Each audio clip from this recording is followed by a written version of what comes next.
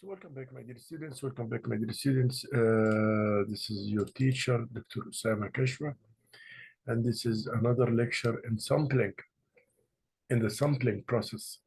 So in the sampling process, these are some examples or the ways we are using the different types of sampling we use.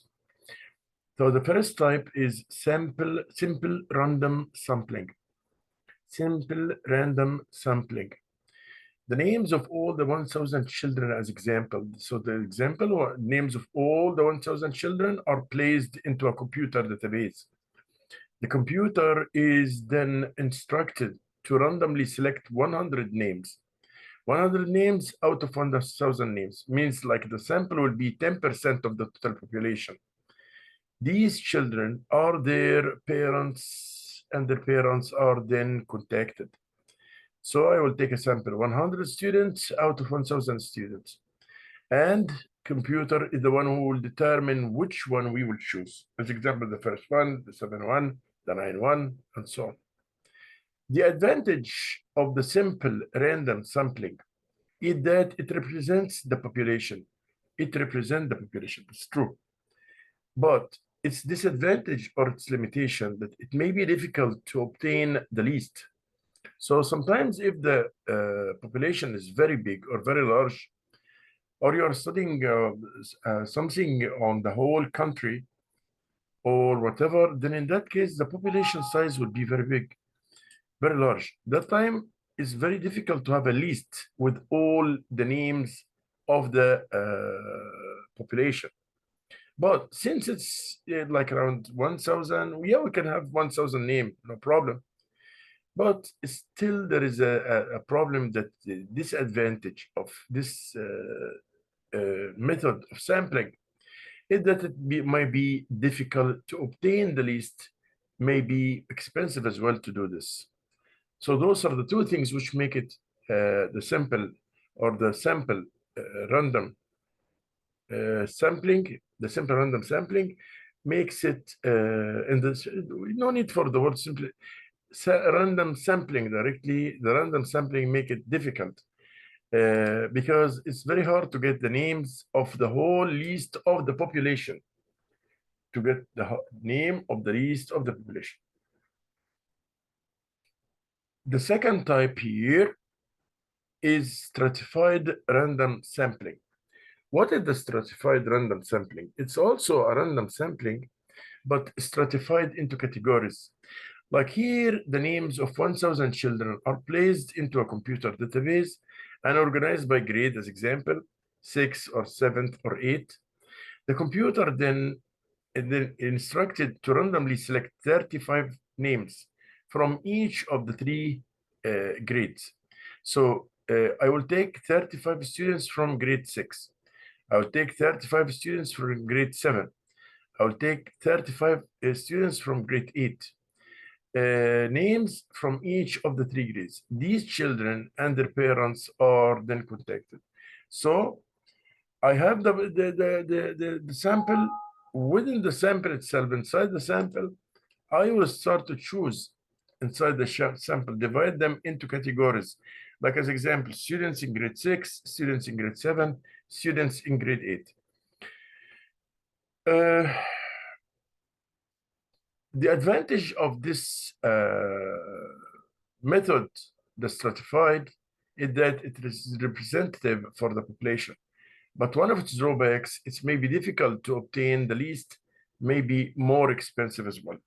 So it's like the random sampling. It's the same thing, like the same problems, that it's difficult to get the list of the names, and it might be expensive as well. Okay. The third type of samplings are the convenience samplings. Convenience samplings, here the researchers knows one of the middle schools as example, teachers, and the teacher volunteers her 35 students for the study. The children and their parents are then connected. It's very easy because here you don't do random process or probability process. Look at this, the researcher knows one of the middle school teachers. He know him. And he tell him, please provide me with the names which I want to make a sampling. Then he said, I will propose for you 35 students, and we are done.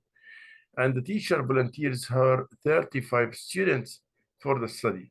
These children and their parents are then contacted. It's simple and easy and convenient, and no complete members list is needed. You don't need here in the convenience sampling to make a list with the students' names. No need for it, absolutely. You will go ahead directly without making a list with the students' names. May not be representatives of the population also, because you didn't make it a probability distribution based on the giving every element of the population and every sample unit. You didn't give every sample unit an equal chance. You choose already 35, but you didn't choose them based on random choose. So it might not be representative for the population. By other meaning, you said take the students, those students. Those students might represent the population or might not represent it. You are not quite sure of this because it didn't depend on the probability distribution or the equal chance for each sample unit to represent the whole population or to be chosen. You didn't give them the chance for equal probability choose for the sample units. That was for the 4 types of the sampling. And I will go now for a question about the sampling. And we will say,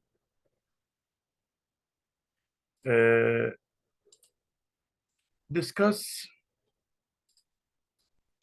the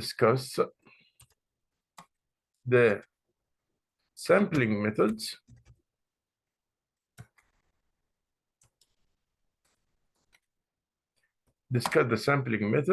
refer to pros and cons or advantages and disadvantages of each, and discuss the advantage and disadvantages of each. Discuss the sampling method, refer to advantages and disadvantages of each of these methods. So this is the question here in this part. I wish I could get your answer, guys. I'll be here like around 5 minutes to answer this question. Discuss sampling methods and refer to the advantages and disadvantages of each of these sampling methods. So that is the points now. We'll wait here like around 5 minutes to get the answers back. Just a quick reminder. We talk about today about 4 types of sampling. The first one is the simple random sampling or random sampling. We will choose as example, we have 100, the population is 1,100 children. We put them in a database. The computer is then instructed to randomly select 100 names. So the computer will choose 100 names from them. These children and their parents will be contacted.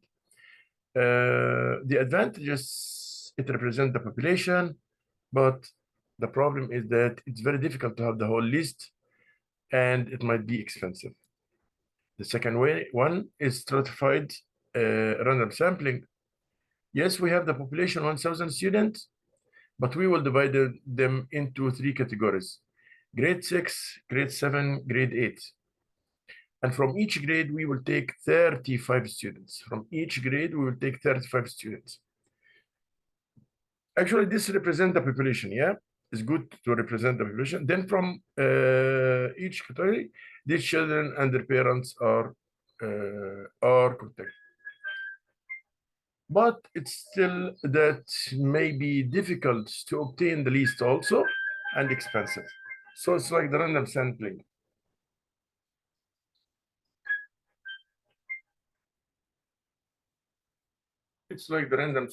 It might be expensive and might cost as well. The third one is the convenient sampling. Here, the teacher knows, the researcher knows the teacher, and the teacher told him, okay, here are 35 students, take the 35 students and make the sampling process on them. The problem here, because it's not random sampling, depends on the probability distribution and the equal chance for each sample unit to represent or to be chosen. Here, it's though it's convenient, but it may not represent the population as it's supposed to be. The fourth one is the quota sampling. What about the quota sampling? Quota sampling using middle school directory.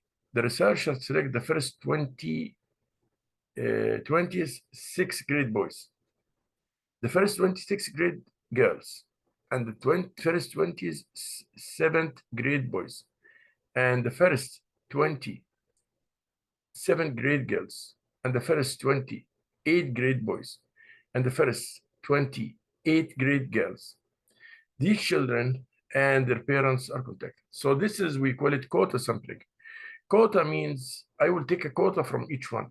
From each one, I will take a quota. Again, we'll say, using the middle school directory, the researcher selects first 20 students out of grade 6, okay, boys, and 20 from grade 6.